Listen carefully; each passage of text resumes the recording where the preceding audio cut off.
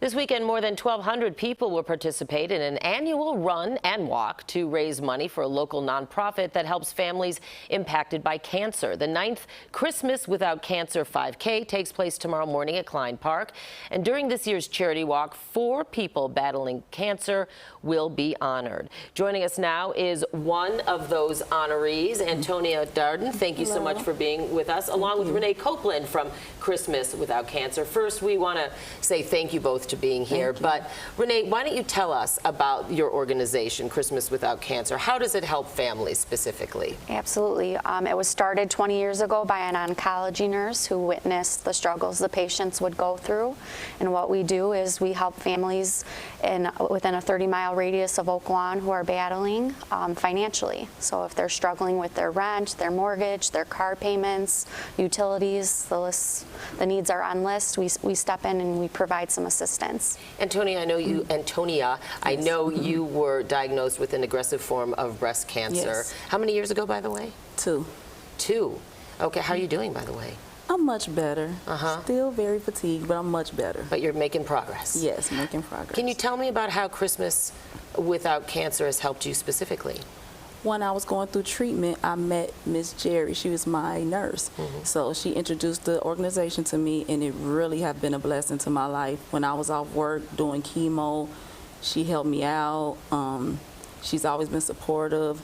They gave gift cards, they gave checks. They just always been a blessing. It's a tough battle. It is. I know we really were looking at pictures of you during various stages of your fight against cancer. Yes. I know you're being honored.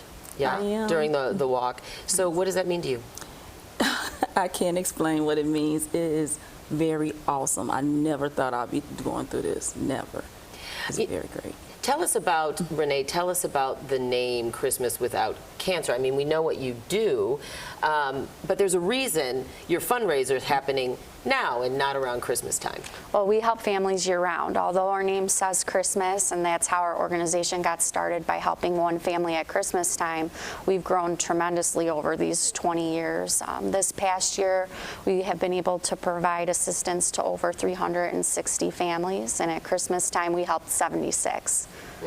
So with what kind of specifics? Like specifically kind of give me an idea of what you've been able to do in terms of help. Oh, a ton. If they need gift cards, gas, transportation, a lot of our families, right? A lot of our families have to commute all the way downtown and they live in the suburbs, so that's an added expense.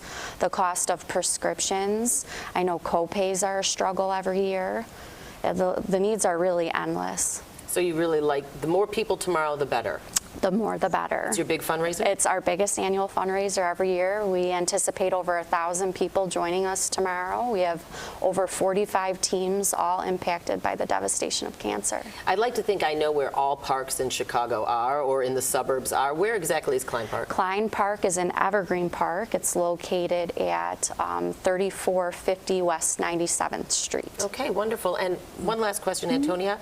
If you could have, I'm sure people are watching who are impacted by cancer themselves.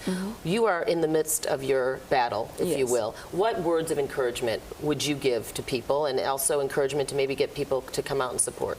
Keep going. Don't give up. It's going to get better.